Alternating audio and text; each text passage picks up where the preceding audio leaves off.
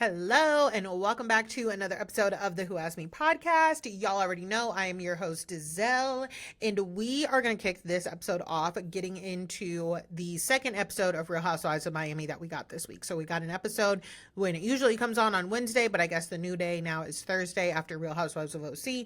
So we got a double feature this week, and I made a video about the Wednesday episode, but I didn't feel like making a whole one for the second one, so we'll just discuss it here. But before we get into my thoughts on that, who here saw the video that Todd Napola, Alexia's ex-husband, whatever he is right now, put on Instagram today? Because I was like, oh. First of all, TLDR, too long didn't read. It is very long. Y'all know Todd is long-winded. I listened to most of it. I think that y'all would be proud of me how far I got, because y'all know I'm the queen of, I ain't reading all that. I'm not listening to all that. To sum it up, pretty much, he says that he loves Alexia. He just does not love Real Housewives of Miami, and she cannot give it up. So that is the source of their breakup. He says that he allowed them to run with the narrative that he kind of left in the middle of the night, but he does not want to let them, he is not going to let them run with the narrative that he does not care about Frankie, right? Now, well, let me finish paraphrasing what he said, then I'll get into my thoughts. He says that he does care about Frankie and Peter, no matter what anybody says, no matter what Marisol says, and Frankie knows that, and Peter knows that. He says, and he goes on to list all of these things that he did with Frankie, going to the movies, doing XYZ, stuff that is just very basic to him being a stepfather, and then after being a stepfather, being just like a decent human, right? He does not name anything while he was married to Alexia that is outside of normal stuff. He also says that their father is very much involved in their lives, even though the Real Housewives of Miami doesn't show it. And like, here's the thing. I fear Todd is misunderstood on what's supposed to be represented on this show. We have seen that Peter and Frankie do see their dad, but no, he is not going to be on the show. First things first, and Alexia had never said that he wasn't involved whatsoever. She never said that. But first things first, let's be very clear. Frankie and Peter's dad, the last time he went to jail, it had something to do with a minor. So let's not go there, right? They can have a relationship with him that is outside of that. It doesn't need to be shown, right? These shows are not to show every single bit of everyone's life. He goes on to say that he's paying the rent in the place that Alexia and Frankie live, and that he apologized to Peter for not helping him as much as he could. Again, all things that sound like they were part of a settlement, part of an agreement when the marriage ended. Like, none of it is like, oh my God, Todd is such a great guy. I really, really, really, really, really dislike when people want credit for doing basic things. I did not think too much of, Todd leaving and Frankie being there. His ego just seems to be so, so tiny. We haven't even really been talking about Todd besides the fact that they're broken up and Alexia can't fucking get over it, right? And I just have to think, I guess I'm thinking of, because people in the comments were like, sue them, blah, blah, blah, blah, blah, blah, blah, blah.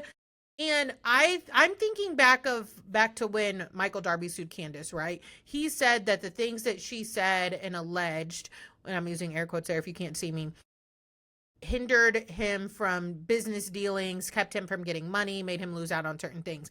I don't think that anything that has been said on Real Housewives of Miami has stopped Todd from getting any business dealings, right? Because it's all been very basic stuff. None of how he has been portrayed has been different from how any other man going through a divorce might be portrayed. So if Todd lost out any business dealings because of Real Housewives of Miami, I'm sorry to break it to you, Todd. I really think that has more to do with the person probably not wanting to go into business with you 100% anyways, and probably just blaming it on Real Housewives of Miami. Like, I'm not even Lord knows I don't like Marisol, and I'm not the biggest Alexia fan, but I'm watching this, I'm listening to it, and I'm just like, Okay, dude, like no one of course your ex-wife's best friend is going to say you're a piece of shit. Of course she's going to say like I don't fuck with him, I'm not going to be around him. Like they're not going to have anything good to say about you. Living in the world that everybody's always going to needs to have something good to say about me, it is unrealistic. It is unreal. There's always going to be somebody who does not like you. There were people who didn't like Mother Teresa. There were people who like come on now, you know what I mean? So it's just so it was so bizarre but so on brand from what we know about Todd, because remember that 8-minute video he made apologizing to Anthony, Nicole, Dr. Nicole's husband, fiance, are they married? Whatever, but her person. Like it's just you're sitting there like, okay, Todd, okay, Todd. And he's like, oh, I blame the producers for this, the producers for that, the producers for producing. I'm not saying that the producers got everything right, because there's definitely some things missing here, but you're small potatoes in the things that we are missing. And he also throws out some shots about it being the lowest rated show on Bravo. He just really throws all these jabs out. And it sounds like the whinings of a bruised ego man. Somewhere in there, when I was looking through the comments, somebody did say that like he, I guess, mentioned something about Gertie, and he replied and he was like, it makes me sick to know how they did her. It was so disgusting, da da da da. And I'm like, okay, well, thanks for having sense like the rest of us when it comes to that situation. It's just like, dude, you're not being defamed. We're listening to your ex-wife complain about you. And honestly, we wish she would stop. If she could stop at any time, we'd be fine, right? But let's get into the second episode. Now, I found this episode more interesting than the last one, but y'all, I hear all of the people that are saying like, I cannot stand tardiness. It really pisses me off. And I do understand that. If you if you hold up the plans, if you prevent the whole group from doing something because you can't like time manage, then absolutely I'm going to be irritated. However, in Seville, can I say Seville? Okay. In Spain, in Spain, that's not what happened, right? Lisa missed her flight. Lisa got on a different flight and then had to get on a plane, train, automobile to get to Spain. That's just the facts. It inconvenienced nobody but Lisa. Now, if all the rest of those women were schlepping their bags through a train station, then yes, I absolutely would support cussing her the fuck out, because not me. And when she was late to the bus to the Zen party, yeah, I totally understand that as well. But at this point, we just need to get over it. We're talking about not including her in the dress fitting. We're talking about, oh, she's so this, she's so that. In reality, all of these women have known her for 12, 13 years and they're used to it. But now they want to make it a big deal and try and quote unquote punish her, again, using air quotes there. Well, I said quote unquote. So, and it's just because what, Stephanie's here now and she's got a private jet, she's the one with the money now. No, I'm over it. I could care less, right? And Larsa coming at Lisa is truly insane to me. Y'all know I can't get with Larsa Pippen. I really cannot. Her calling anybody a groupie is truly unhinged. You know what I just thought about? Now that her and Marcus are broken up, what happened to their podcast? What happened to their podcast? I just remembered that they had a podcast together. But anyways, Larsa is acting like a teenage girl. She really is. Let me tell you something. I have friends that when me and my ex-husband broke up, they asked me, do you want us to unfollow them? I legitimately said, I do not care. I did not care then. I do not care now. I don't care. I have not checked to see if they did unfollow him. I don't give a damn.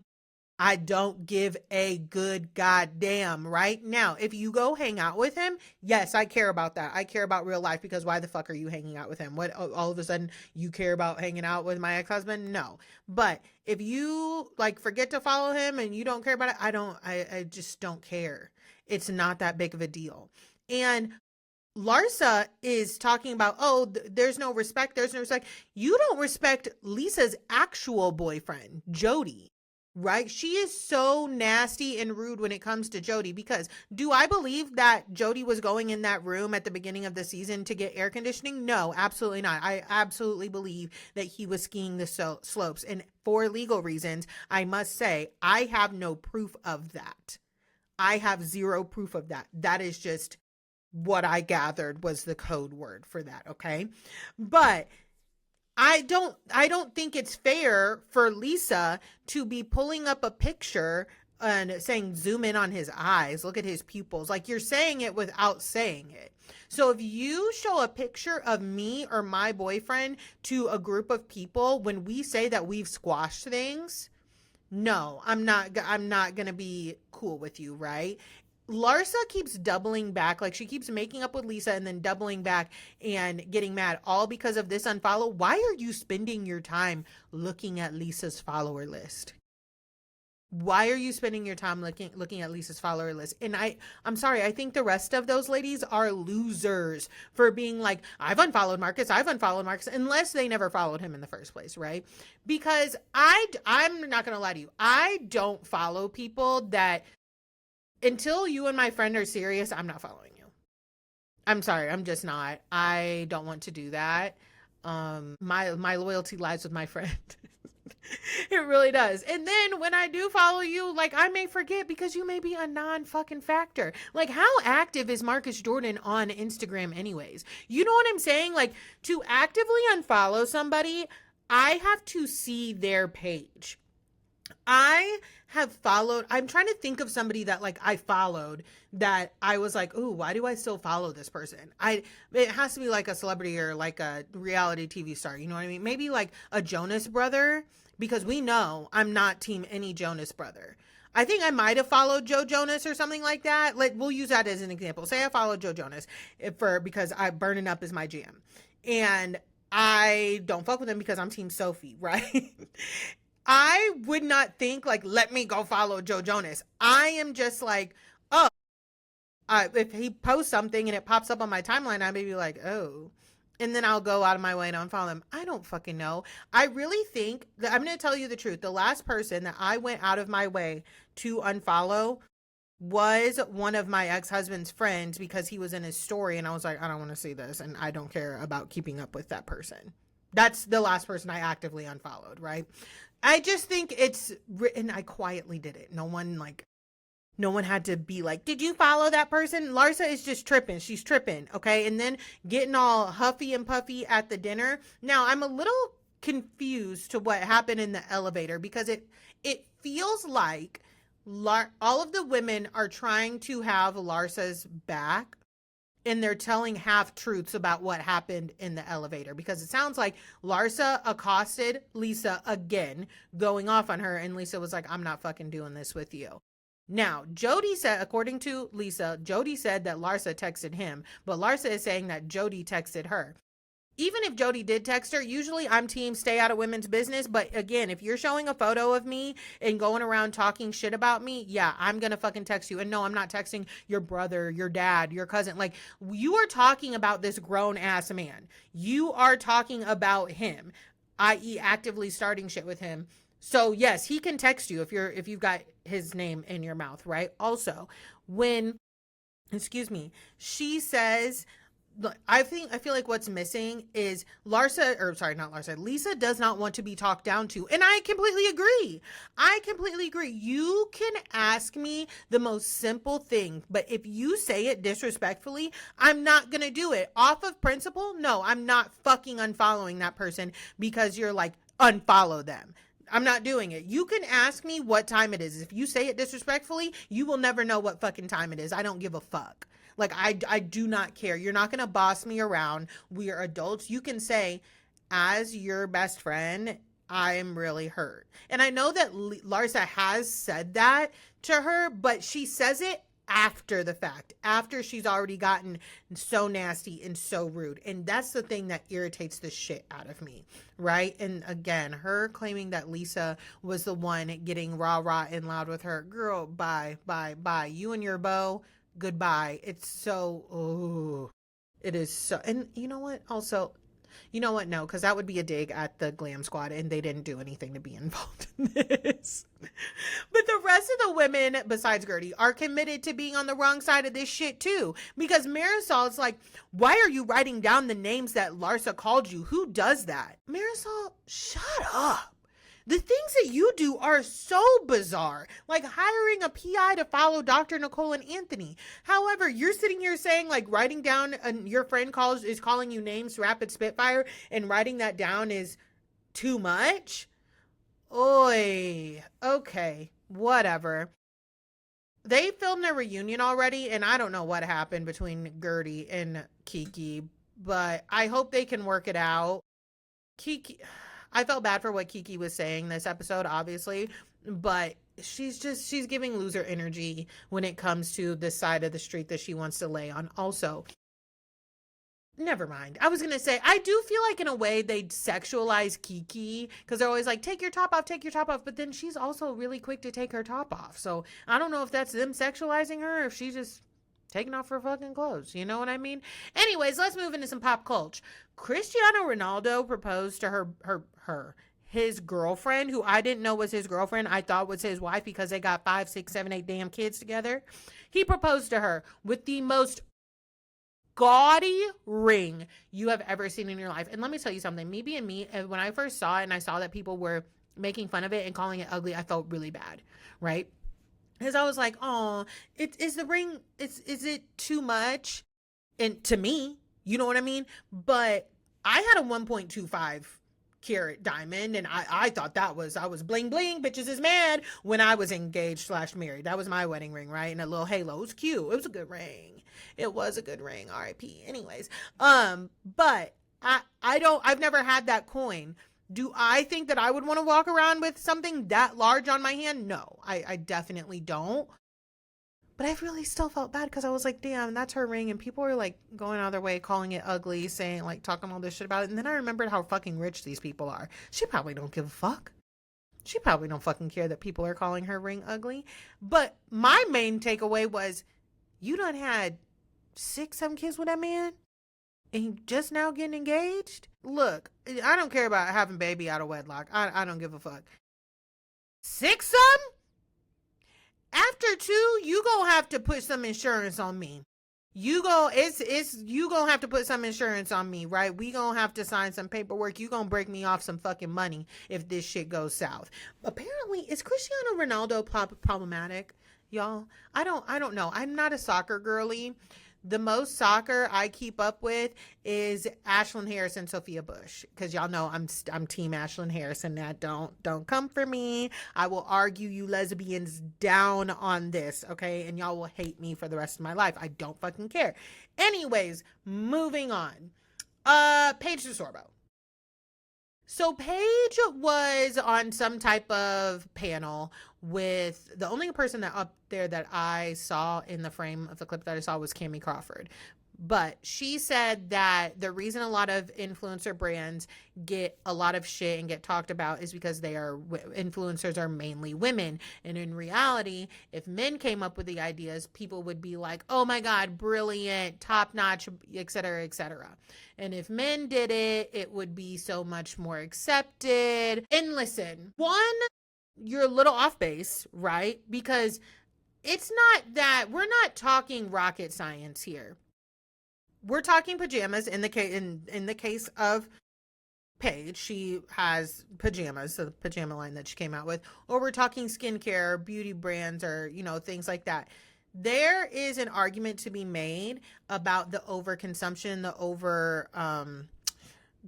over polluting. I don't know if that's the term I want to use, of brands in general. And I will speak from a beauty skincare point of view because that's where my expertise is in. A lot of times these skincare brands, mainly by celebrities, they do not have anything in them that are different than anything else on the market. You are just putting this out there, putting your name on it because you want to make a quick dollar off of people who follow you, right? You are, for example, I'm trying to think of like a celebrity skincare brand who like somebody is not known for their skin. I don't know. Maybe Hailey Bieber, Rhode. I've never used anything by Rhode, so this is no diss to them. But when I thought of Hailey Bieber before, I never thought of makeup, right? I always think of the why. Why are you doing this? Like Paige is like, she loves bed, okay? She feels strongly about bedrock culture, all of that stuff.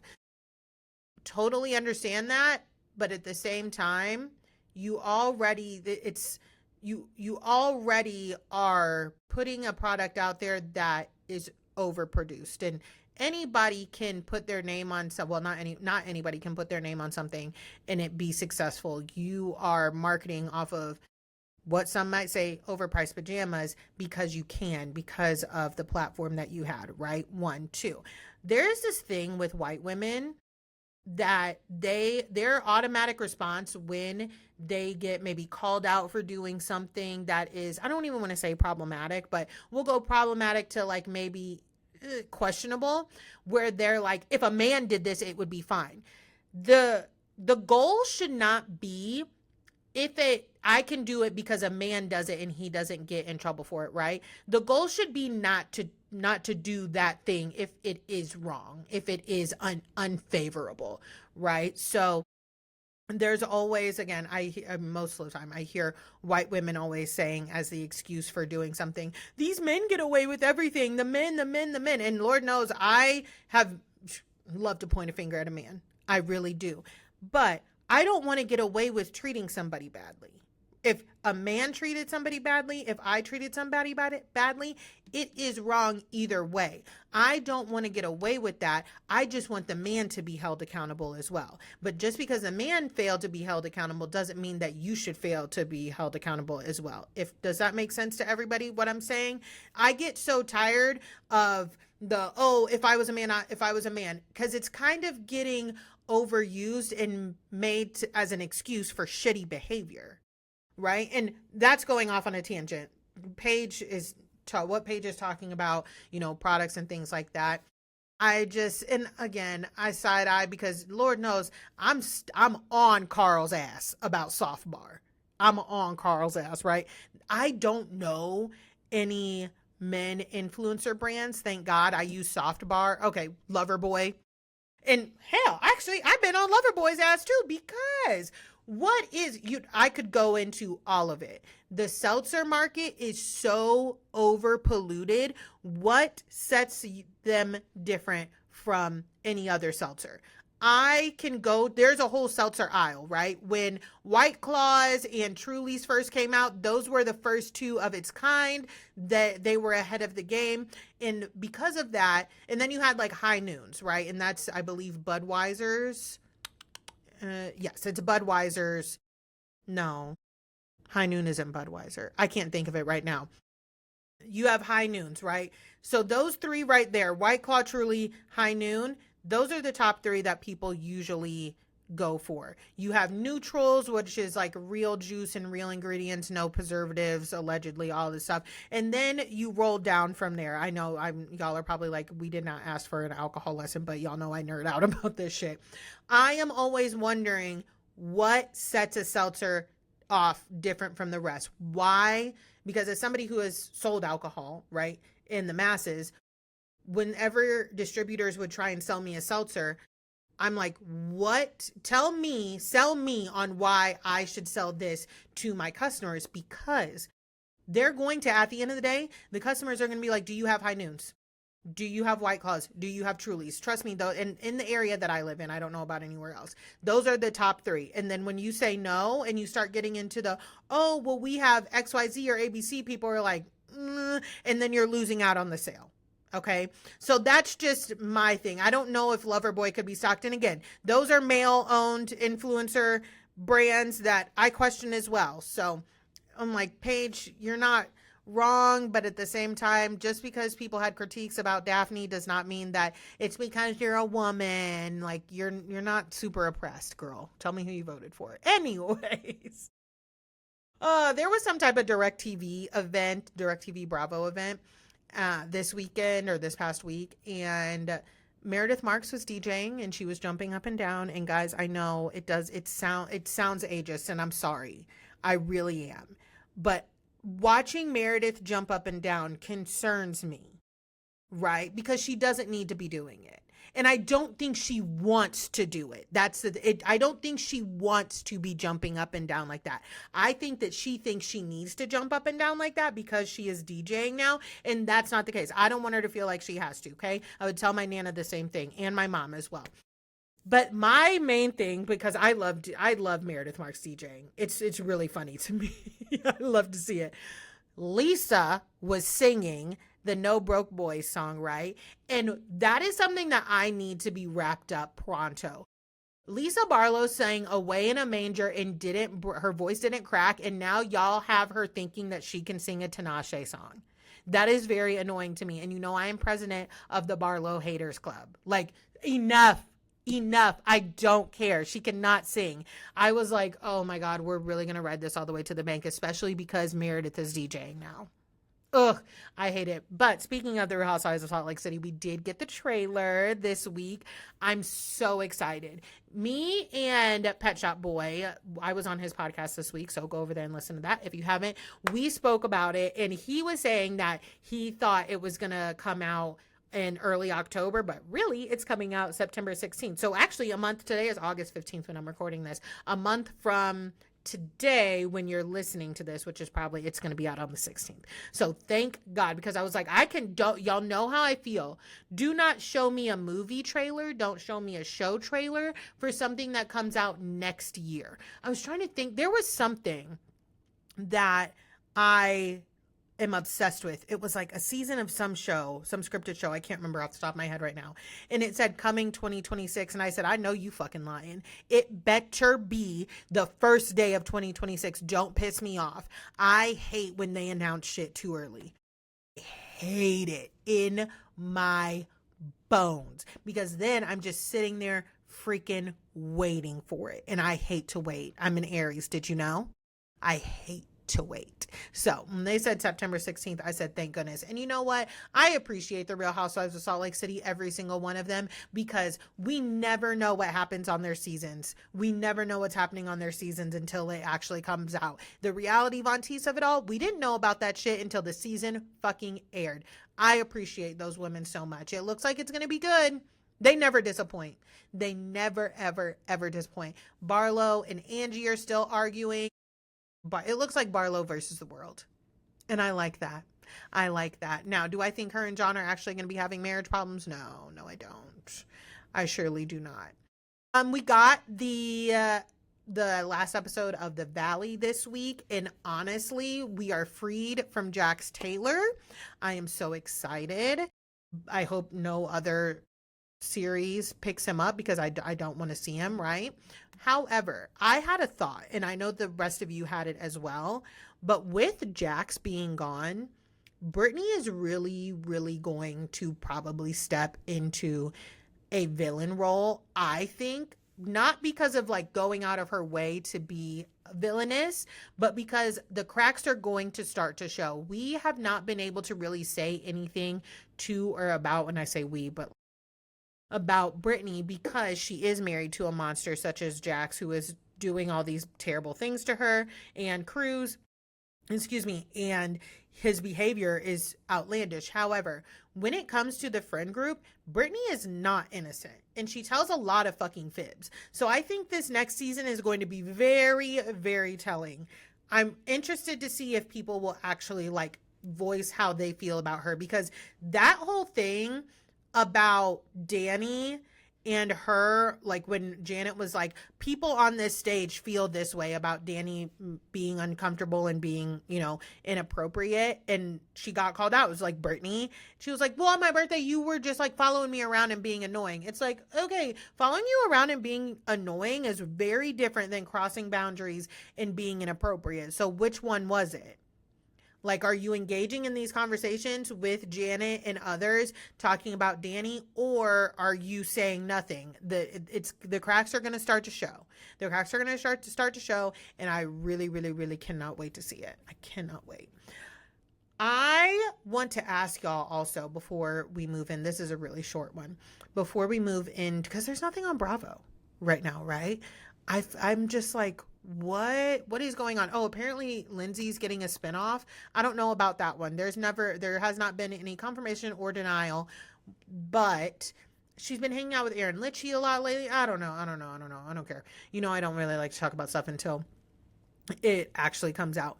But have y'all heard of this show on TLC called You, Me, and My Ex?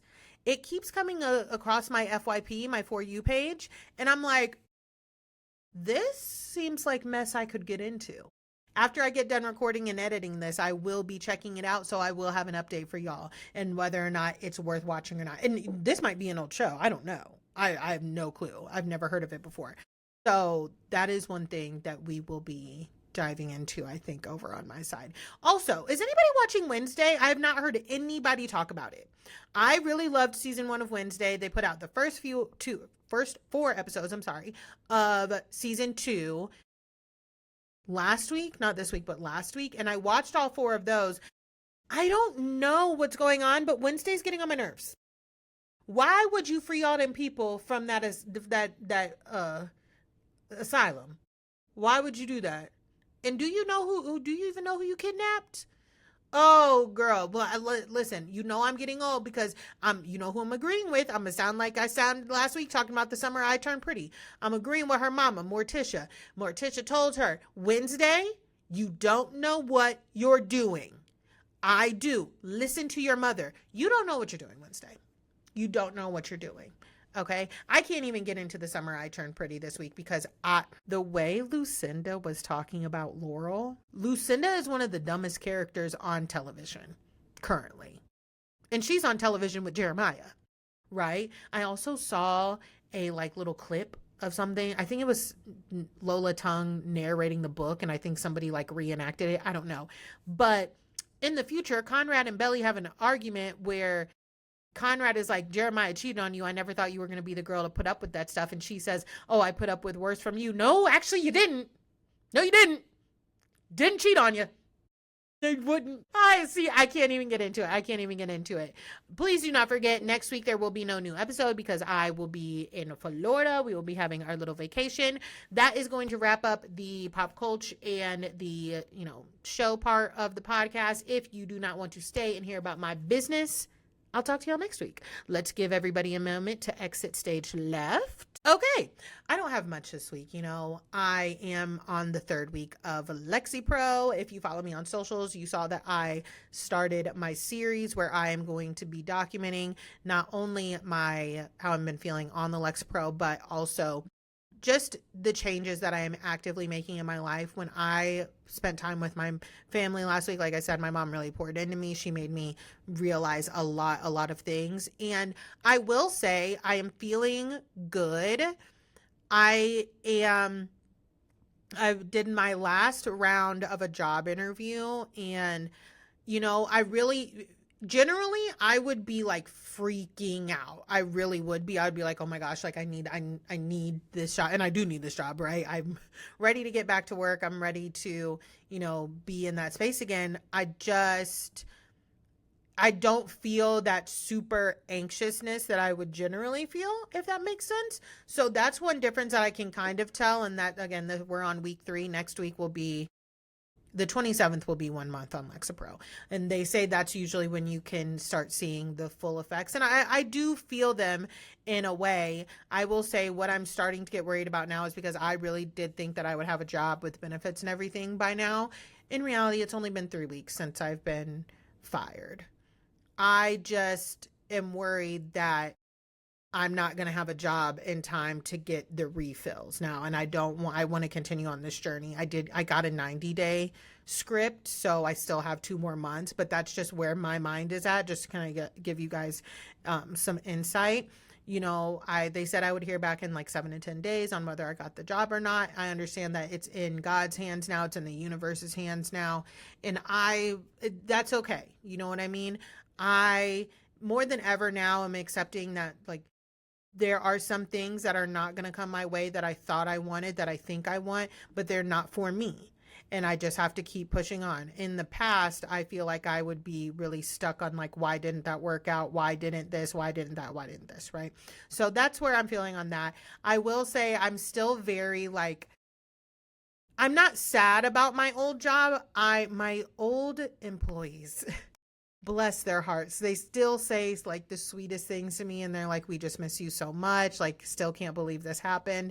And I'm just that still does get to me. It pains me just because y'all know how much I care about those kids so much. And I really that's hard, right? One of them sent me a message today and was like, I just want to let you know I love you and I miss you so much. And I'm like, oh my God, I know. I miss you guys so much too. It's just so fucking bizarre. But I know that it was, well, I'm not going to, we'll stray away from that again, the paperwork. But I am feeling like the edge has been taken off of where I would usually be very anxious. And then just tapping into my creativity. I know before, and I have no clue whether or not this has to do with the Lex Pro or not, but I know that before I would get very, very, very in my head about certain things like, oh, I can't do this because I don't know how to do this. I can't do this because I don't know how to do this. And then I had this moment of like realization this week. I'm like, girl, at one point you didn't know how to run a podcast. You didn't even know how to record it. And look at you now. You record, upload, all of that stuff. At one point you didn't know how to like record a video. At one point you didn't know how to this. And I'm really stepping into the fact that I obviously, there are tools out there for me to teach myself how to do these things because I have done these things, right? But I'm really stepping into believing in myself a lot more than I previously have. I think when I've believed in myself in the past, it's been more of like a run and jump split second thing. Like, okay, I'm just going to fucking do this. Now I feel like, okay, I know I can do this because these are all of the things that I have done. And let me equip myself, more planning, right? More planning is what we're really looking at here, I think. But I'm really excited to go on vacation next week. I think it'll be nice. Again, fingers crossed for this job. I'm really ready to get back to work and all of those things. And most importantly, have some money coming in, right? And also, I just realized I forgot to say something when I talked about money, about the whole Paige Sorbo if men did it thing. I think ultimately, because I saw a lot of people saying like, oh, the whole capitalism argument. Listen, I don't have much for the capitalism argument because I'm a consumer. I love to shop. I love to buy things. I know I feed into a capitalistic society. At this point, it's kind of hard not to, right? It's the world in which we live in now. And I don't think that there's anything wrong with wanting to make money. Let me be honest. I love doing this podcast. I love making my content. Do I want to make money off of it? Yeah. Do I make some money off of it? Yes, I do. A little bit. Not a lot to live. Okay. If I made more than good amount, a livable wage off of content, then I wouldn't be actively looking for a job. I wouldn't be freaking out because I lost my job. Right. But yes, I would love to make money off of my content. People would love to make money off the things that they do. And I don't necessarily think that there's anything wrong with that. I just think that there's a happy medium there. Okay. Anyways, those are my rants for the day. I will talk to y'all on that next week, but the week after, listen, I'll still have regular content up. So I'll also have episode reviews up. There'll still be vlogs up, all of that stuff. There just won't be a podcast next week because I'll be in Key West and I'm very excited. So don't forget to leave me a rating and review. Don't forget to follow me on socials. Y'all know where to find me and I will talk to y'all soon. Bye.